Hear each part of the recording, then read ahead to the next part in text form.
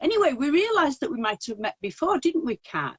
Somewhere when I came to GMC Publications. Very possibly, yeah. I mean, I was below the editorial. Well, I was the only work experience girl, then the editorial assistant. So I would have been in the basement somewhere, literally, at that point. So, well, it's just possible we passed because yeah, definitely. While I was actually trying to wriggle out of my contract with GMC, I have to be nice to GMC because they did give me my first 2 books, and they were successful. They were actually both bestsellers. So, but GMC also had an arm. For anybody who doesn't know GMC is Guild of Master Craftsmen Publications, and they publish books about crafts and all types of crafts. And they've got quite a good range of crafts.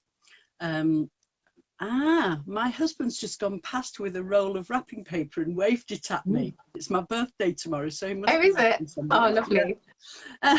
But he's just put me off my stride. Right, so where was I?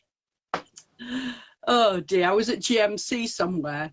But yeah, so they published some really lovely books about crafts. But self-publishing has become the thing for me. Lisa says good morning, by the way. Do you know Lisa Soames-Peck yet? No, I've not had the pleasure yet, but hello, Lisa. Well, you must talk to each other. Yeah. Lisa and you will get along really well because Lisa does a lot of work with the cry cut for miniatures, modern miniatures. Oh, yeah. So she's fantastic. So, so the reason why I left and went for self-publishing was because it was a financial decision, really, at the end of the day. But I passed by where you were probably working at about that time with Christiane on a miniatures magazine called The Doll's House, which sadly is no more. It is no more, no. So what made you think in the days where one magazine has gone down on Doll's House miniatures? I know the answer to this, but I'm asking you anyway for everybody else. In a day, at a time when one Doll's House miniature basic magazine hit the wall, what made you decide to publish a new one? Well, it wasn't quite that instantaneous. I mean, after I left GMC, I actually wasn't in editorial at all. I was sort of doing various other things work-wise, but sort of always had it bubbling at the back of my mind, like, I'd love to sort of try and get back into editorial, and then sort of just started blogging, and then was finding all these really fun blogs, and obviously then Instagram was evolving and getting more and more sort of just a quite significant platform for people to use in terms of finding projects and finding other makers and stuff. That's quite interesting, actually. Yeah. Can I ask you about the blogs? Because I have never really followed blogs, but a lot of creative people are saying that blogs are a really good way into getting some authority in the area that you work, etc. So you were blogging yourself about this subject, were you? Yeah, so I started in 2012. That's when I first launched 4 Little Walls, which was just a miniatures blog. Like I'd left GMC, so I'd left my job, I'd left Brighton, I'd moved back with my parents in Kent, and was just sort of feeling a bit frustrated creatively, plus was job hunting. And sort of wherever I've moved during the last 8 or 9 years, like the blogging's always been a thing I can pick up or put down. And like if I've been living somewhere where like I haven't had the space like to sort of make things, like there's still been like that little outlet, as well as sort of just keeping the muscles flexed in your brain a little bit if there's been a while since I've been writing. So for me that was the main appeal with blogging. It was just sort of fulfilling a lot of things at different points. So were you working at that time while you were blogging? Yeah, for most of it. Well, initially no, and that's when I first started 4 Little Walls, and then sporadically over the years I've sort of bounced back. 4 Little Walls still exist? I don't know what 4 Little Walls is, because we so 4 Little Walls, it started as just a blog, and I was sort of blogging a project every week and just sort of musing to myself really, and then quite quickly I was like, I need to try and make some money, thinking that selling miniatures would be the way to do that. Obviously not. Well, there are ways, and my book will does kind of go into that. But Yeah, yes, I it was is a not difficult certain. one. Yeah. And can I just say hello to Christine McKechnie, who is coming in from America, so it must be very, hello. very early for her. So it's nice of her to come and join us. And she is just leaving her job shortly, retiring from her job, and she wants to do miniatures as her retirement job. Basically, she's going to start a business, I believe. You'll correct me if I'm wrong, Christine. But I believe that she wants to start a business making miniatures, so she'll be enjoying this talk as well. Oh, lovely. That's exciting. But yeah, that's sort of where it all stemmed from, really. I just had this sort of frustrated sort of editorial thing in my brain that I wanted to get out, and then my day job wasn't remotely what I was doing. And then and the blog itself, even when I wasn't putting a lot into it, it was just, I kind of regarded it as like an extension of a CV almost, because a lot of the creative opportunities I've had, or freelance opportunities I've had, have come via people finding that blog. So that blog doesn't exist anymore. I took it all down when I started Shrunk, so 6 months ago basically. I sort of felt like it was time to just draw a line under it, and pulled all of that down. I still own the domain, just in case. I kind of want to revive it at some point. And on Instagram, I'm still on Instagram as 4 Little Walls in addition to Shrunk, so it's more of a like just what I'm doing for my own projects and sort of behind the scenes. Can and we the see magazine. the cover of Shrunk, because I've forgotten to bring it to my office? So this is Shrunk. So this is the launch issue. So this is the one that was launched. Of course, it's backwards on here, but yes. So yeah, this is the launch issue that was launched by the Kickstarter campaign. And that's the back there. And yeah, I don't know. I've got the second edition, of course. You sent me the second edition. Yeah, we just had lots of projects, and then just a bit of editorial. So some little sofas from Alice Miniatures there. It's beautiful, beautiful quality. I got the second. Where's the second one? Because I love this cover. And Kat tells me, everybody, that she didn't have a designer on that, and she's just got a designer, which is fantastic. But to me, I looked at that and I thought it was a very designery coffee table book, so I was really impressed. So it may just be that your designer comes on board and I go, well, you could have done it yourself. Oh no, she's done. No, she's done so much behind the scenes already as well, which has just been. I mean, it's the time element as well. I mean, she's for issue 3 that we're working on at the moment. What Amelia's done in 2 days would have taken me probably a week and a half. That's a very interesting point for this group, because it's very difficult for us, because we are sort of micromanagers in a way. Because we've always done things, most of us have always done things for ourselves and aren't used to delegating.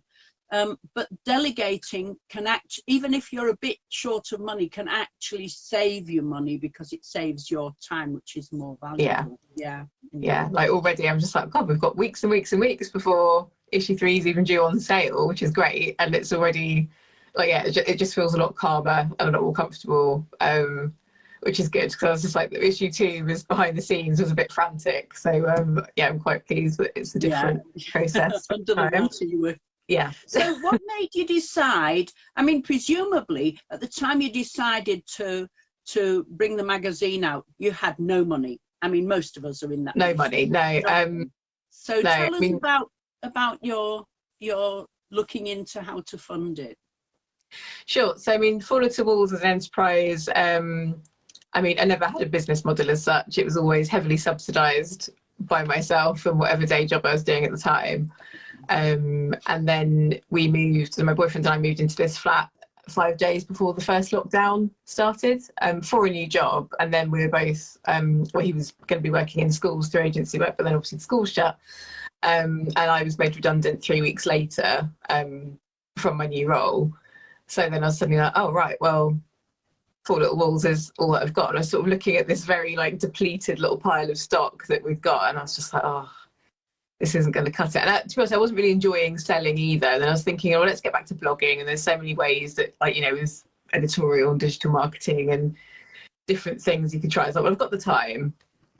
And then it wasn't that instantaneous. It was probably about May, June time, I was just sort of, I've been thinking about the blog a lot more, and I'd sort of started doing interviews with people, like 4 blog posts, and I was like, this doesn't really fit with kind of what I'd built 4 Little Walls into.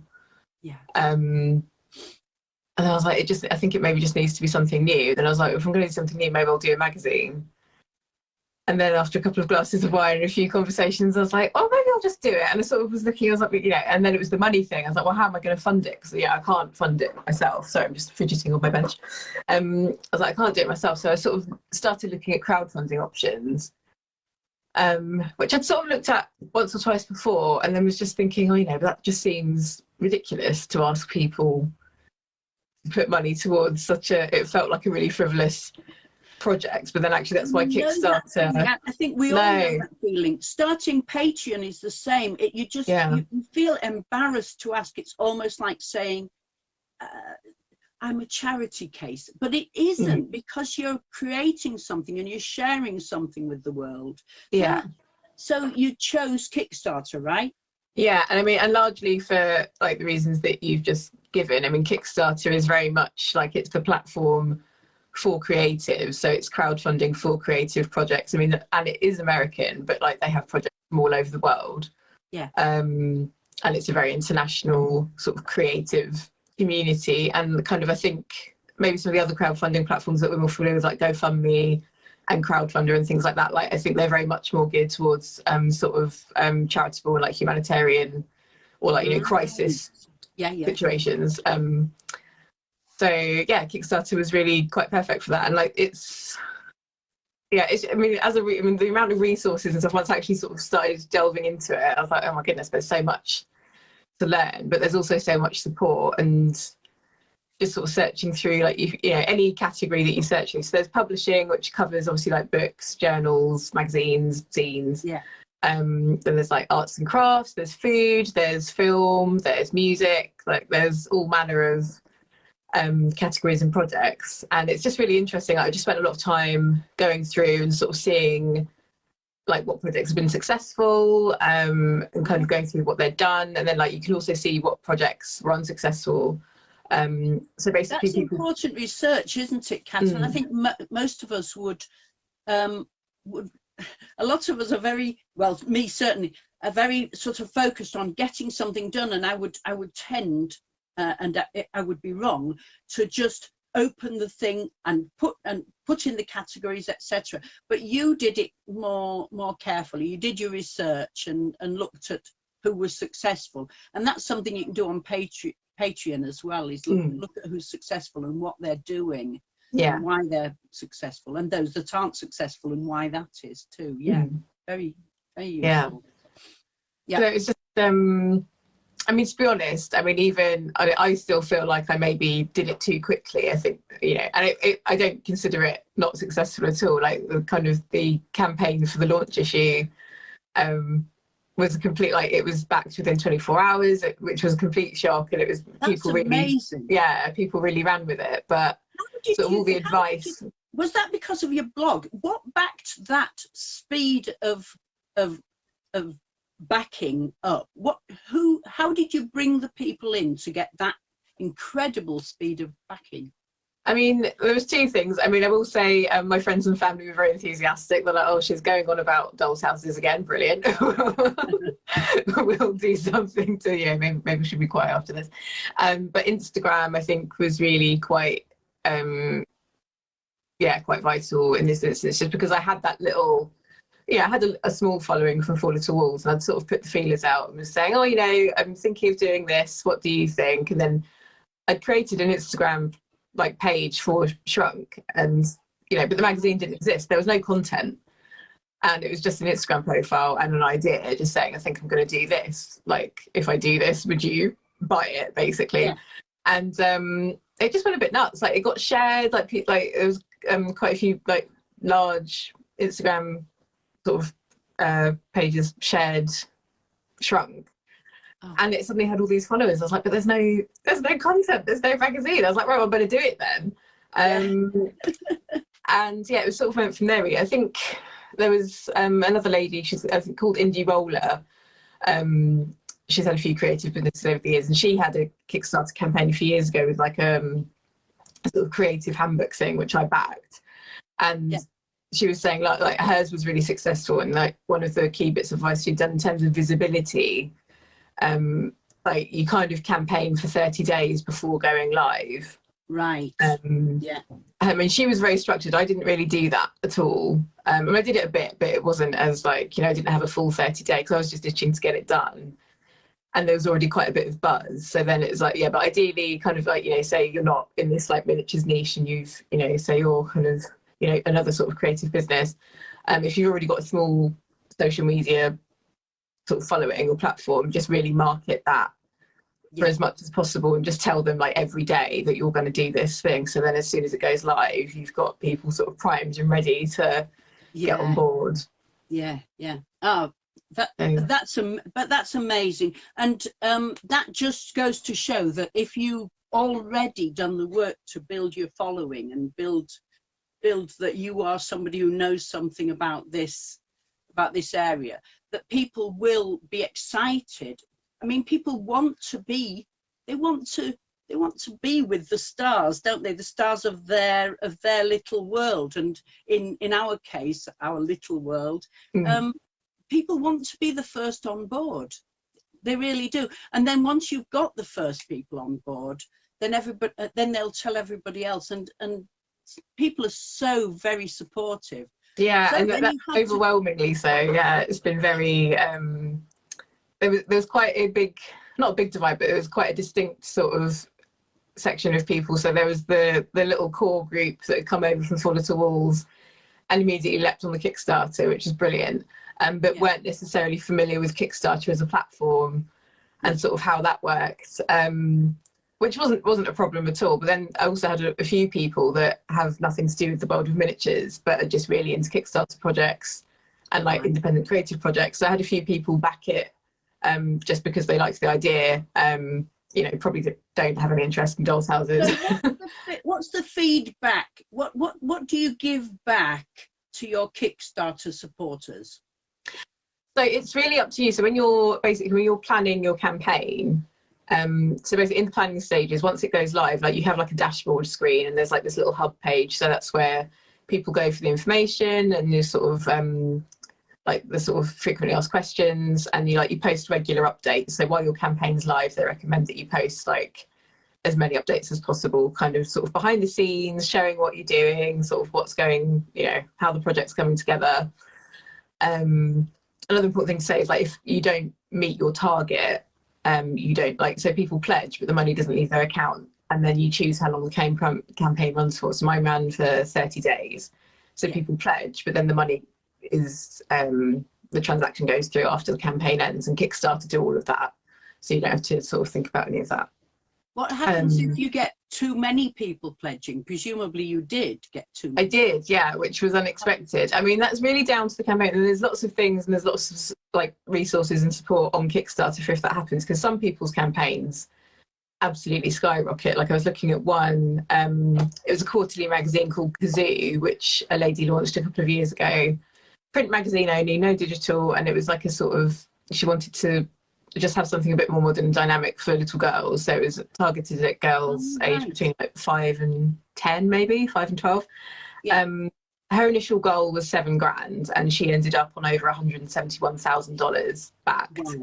Wow. And they're now on like issue 19. What do you do with the extra then? How do you give it back, or do you keep it and put it into? No, I mean, it's because it's, you know, people are pledging, so you set up rewards. With Shrunk, it wasn't very involved, like, because obviously when you're planning in your budget, you also have to plan in the cost of, you know, the cost of the rewards, plus they'll take 10% of your final totals. There's all these things to sort of take into consideration. With Shrunk, I was only asking people to pledge the cost of the magazine, basically, so kind of like a pledge / pre-order. So, you know, if you want the magazine, you know, pledge to buy your copy, and then we can make it happen. But how then do you make that work for the next copy? Well, at the time, for the campaign, it was just one issue. I was like, let's just see if it will happen. I didn't promise issue 2. I didn't plan for issue 2, I was like, let's just see if one can happen. So and how then did that evolve then?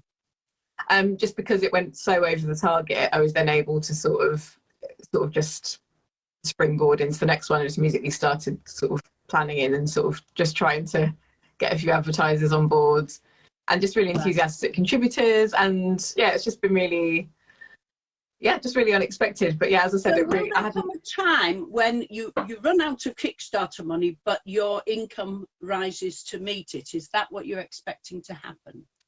Hopefully, fingers crossed. I mean, what I have now continued to do, so I had the Kickstarter for the launch, and there wasn't a website or anything set up for the magazine at that point either. And then so by the time September came around, I then had the website, and then I opened pre-orders in addition to the Kickstarter.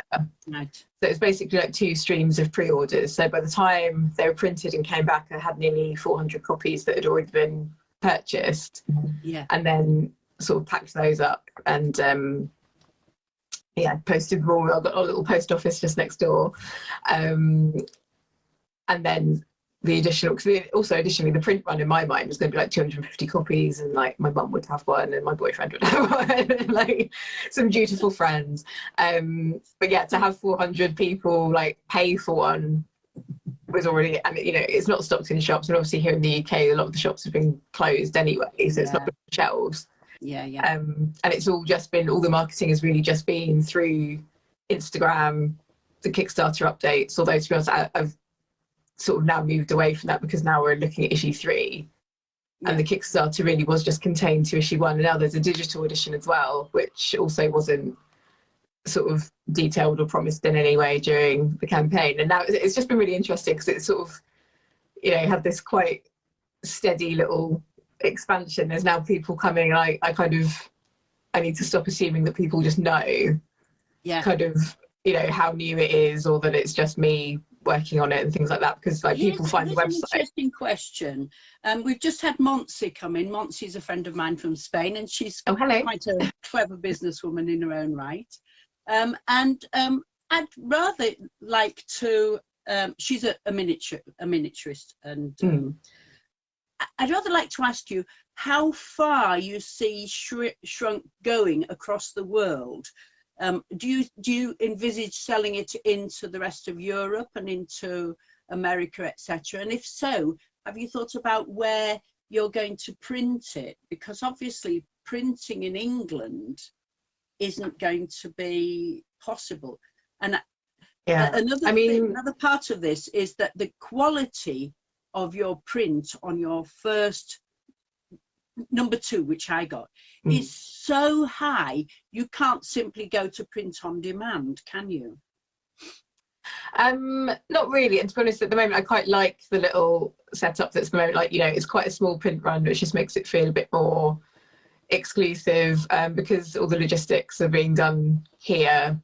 Like if it was too big, it's not that manageable. And at the moment we've sold, like I've shipped to 17 countries from here.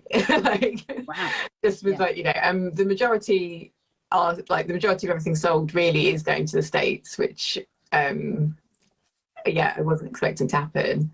Would it make sense for you to print in the States? I mean, I've thought about it. I think in the fullness of time, like if it keeps going, is something I'd consider. And obviously I think with shipping costs that would make it a bit more economical for people. My only concern is, like, you know, when we have that first, like at the moment I get like a test copy done and shipped, and then like, you know, I'm able to see it and hold it and things like that. So I think it's just going to be I just need to build in some time and some patience to kind of, obviously that process will take a lot longer, and sort of just putting that trust in people the other side of the world without being able to see there and like oversee it. But yeah, definitely, I mean, if it keeps growing, we'll see. But at the moment it's a quarterly. I mean, you know, if all my wishes were to come true, I'd be doing it like, you know, maybe every other month as a full-time job.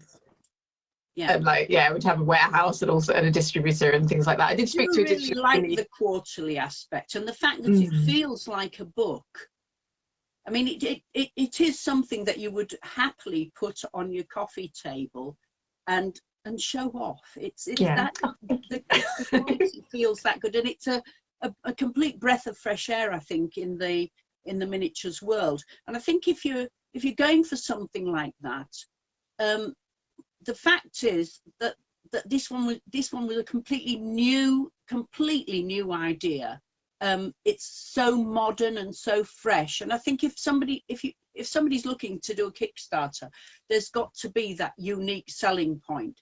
How did you tell them that yours was going to be different from the standard Victorian doll's house with magazine with the sticky out arms on the dolls? And you know, how were you going to, I mean, I know what I think it looks like, but what made you decide, and how did you advertise that yours was going to be different?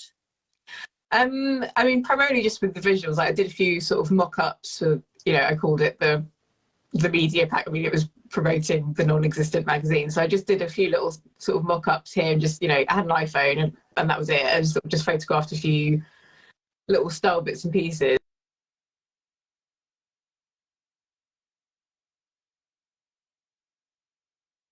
Yes.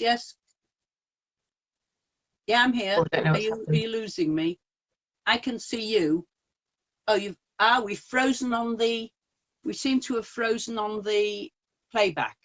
Oh. So, That's better. I'm not sure. I'm not seeing anything on the, it's not moving on the playback, Cat. I can get you. So let's give it a couple of minutes. Okay. And if anything, if it stays frozen on the playback, we may have to restart. Yeah. The second part. But we kind of are, we're not necessarily at the end of what we could talk about, but it wouldn't be a very long second half. No, there's nothing on my playback. There's nothing. Oh, we've got nothing. So shall I just finish this and just start a new one to round us off? So we've got a round off bit. Okay. Right. What were we talking about when it all went? We're talking about how you decided that was, oh, Lisa says she can still hear and see us both, so we don't have to do that. Fantastic. Thanks very much, Lisa. So we'll just carry on. I've got a frozen screen, but it seems like it's still recording. So yeah, I was asking you how you decided that, how you conveyed to the public that your magazine was going to be different, or how you decided it was going to be different. It was mostly with, just with the sort of visual side of it. I just wanted it without having to have lots of like shouty headlines, or, you know, just make some really beautiful images that are clean, very contemporary, but miniature, and then sort of put that out there and see where it went, really. So I'm getting quite, I've got my own voice shouting back quite a lot. I don't know if you're getting that as well. No, but I can hear a sort of almost a wobble in your voice. I don't know what's causing that, but anyway, so what we should probably do is round this off a little shorter than I would have liked to have done. I want to say thank you to Alia, Monty, Lisa, Christine, etc. If I've missed you, sorry, for coming in and listening, and I'm sure you found Cat really fascinating. And Kat, I wonder if you would do something for us and put a couple of links to your various blogs, Instagram page, Kickstarter address, anything that you think that people will be interested in after this has gone. I do have to say I'm so delighted that you've got this done. It's thank you. As I say, it's a breath of fresh air in the miniatures world. That's not to say that there's not a place for the old-fashioned miniatures with the Victorian, Edwardian, but the contemporary. The idea that we can go into a new age with a whole new. It gives me the feeling that miniatures is not dying. In fact, it's just awakening for a lot of young people around, and they're springboarding off the back of a lot of artists that have gone before. but there's some fantastic artists out there, and I hope you find them all and feature them all in your magazine. And I do know that I'm going to get a little space in the next one, so I'm looking forward to giving you that, and I'd like to see a load more of the more modern people in there, because it's a delight to see it. I'll tell you what it reminds me of. The magazine, as soon as I got hold of it, it reminded me of Living, etc., which I bought for many years. Yeah. Although obviously you've got a heavier quality of paper, which is more like a book. I do think you should publish it as a book as well, but that's where maybe in the fullness of time. This is our second chat, but it's almost like I've met you again, so it's delightful to meet you. Well, thanks so much for having me. The face behind the lovely magazine, and I wish you the very, very best of luck. And if you've got any information for the members of your creative business about how they can best find funding for their projects, because I had never done anything like that, any Kickstarter or anything like that. I'm sure everybody will be really grateful. No, absolutely. I'll do. Look forward to chatting again soon. All right, thanks so much, Angie. Thank you. Take care. Thanks very much. Bye.